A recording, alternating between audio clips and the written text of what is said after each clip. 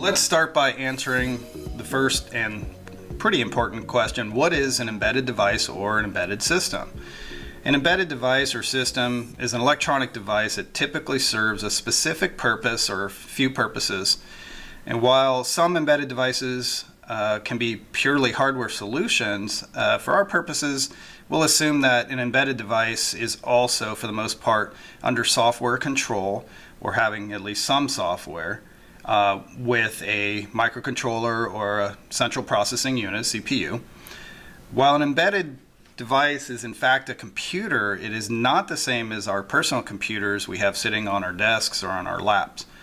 Embedded devices tend to be resource constrained in terms of computing ability, usually, memory constrained, RAM, storage, non-volatile storage, and sometimes the amount of available power, among other things. But those are the primary items that will help differentiate an embedded device.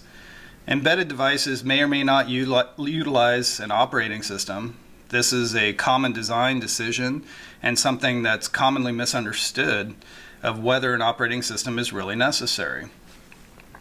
In terms of programming languages, the C language tends to still be the king for embedded development. Other languages, though, have a pretty good presence in the industry, including my personal favorite is C++, which can't always use, but I like to if I can. Assembly is still very common and necessary in a lot of scenarios. Ada still has a strong presence. And then there's a couple of up-and-coming languages that you've probably heard of for embedded devices, embedded development, including Rust and Python. I'd like to differentiate between what some of us call small versus large embedded devices. Small embedded devices tend to be much more resource constrained, sometimes cost constrained, compared to the large version of an embedded device. Usually a small embedded device will be an 8, 16, or 32-bit microcontroller. Not always, but pretty typically. Small embedded may or may not have an operating system. Usually it's a RTOS if it does have an operating system, or some other type of scheduler. Again, that's a design decision that you would need to make in defining or designing your device. For large embedded devices or systems, they tend to be less resource constrained than the small embedded device that you might come across. They usually don't have as many, but they can have power restrictions, and they're more commonly 32 and 64-bit processors, sometimes even having dual core or quad core devices. Usually large embedded devices will have an operating system such as embedded Linux or some flavor of an RTOS. So as we mentioned, an embedded system or device usually serves a dedicated purpose. Given that purpose, the embedded system or device will be comprised of one or more microcontrollers or CPUs. Sometimes we'll have a single microcontroller, sometimes we'll have a single CPU, sometimes we'll have a combination thereof. It's actually becoming fairly common where some CPUs, the silicon that the CPU is on, may actually have a microcontroller on the same die as a CPU, where on that same die we can actually interact between a microcontroller and a CPU, share the bus, share peripherals. That's getting a little bit more complicated, but it definitely exists and is possible.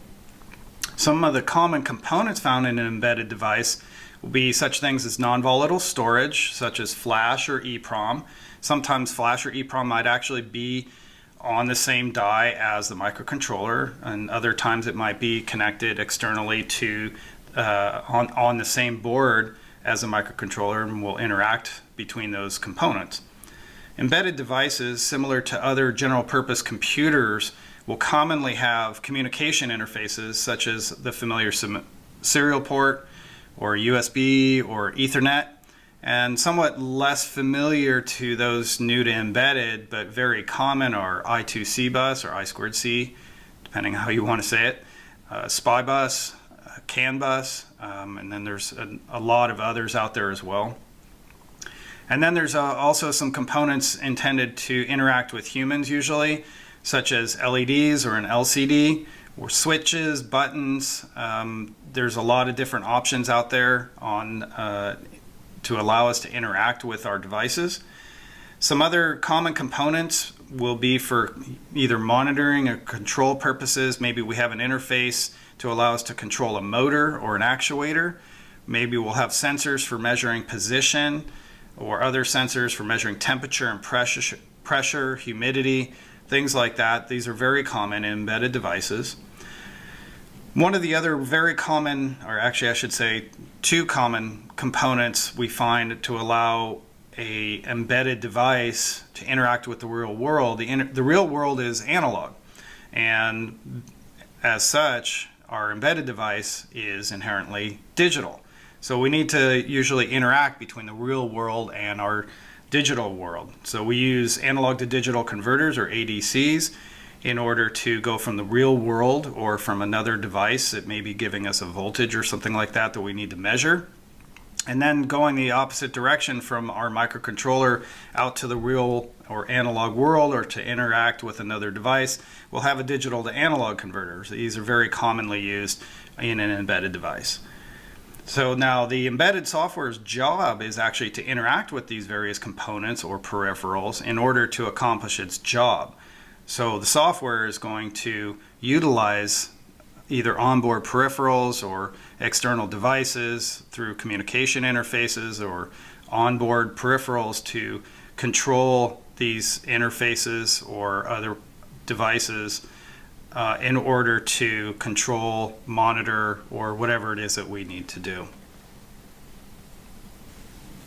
There are many examples of embedded devices and systems across many different industries. Everything from medical devices, which I've done some work in that world, automotive devices, consumer electronics, industrial control, many examples. So as you listen, watch this webinar, maybe look around and see if you can identify embedded devices surrounding you. Even the computer in front of you probably has more than one embedded device in addition to the computer itself serving as a general purpose computer. How about your mouse or your keyboard, touchpad, something like that? Even if you have a monitor, there's a controller in there to interact with the main processor on your computer. I'm still amazed everywhere I go, everywhere I sit, travel to, whatever it happens to be, I'm amazed by the number of devices that are out there under software control, utilizing microcontrollers or whatever it happens to be. We're just surrounded by these devices, and some of the most trivial things are actually using microcontrollers to do their job. A greeting card that plays a tune, or a toy, to things like in airplanes, doing fly-by-wire control in the flight control system.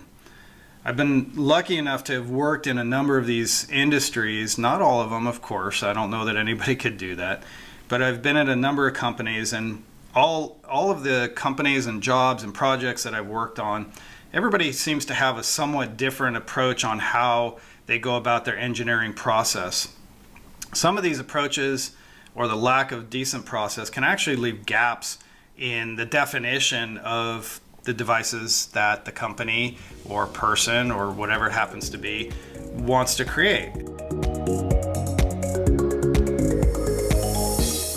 Doulos is a training company providing expertise and specialist training worldwide in all of the areas you can see on screen, from SoC design and verification, FPGA and hardware design, to embedded software and Python and deep learning. You can watch the rest of Michael's webinar, Where to Start with an Embedded System, whenever you want, by heading over to our website www.doulos.com/OD and registering for free.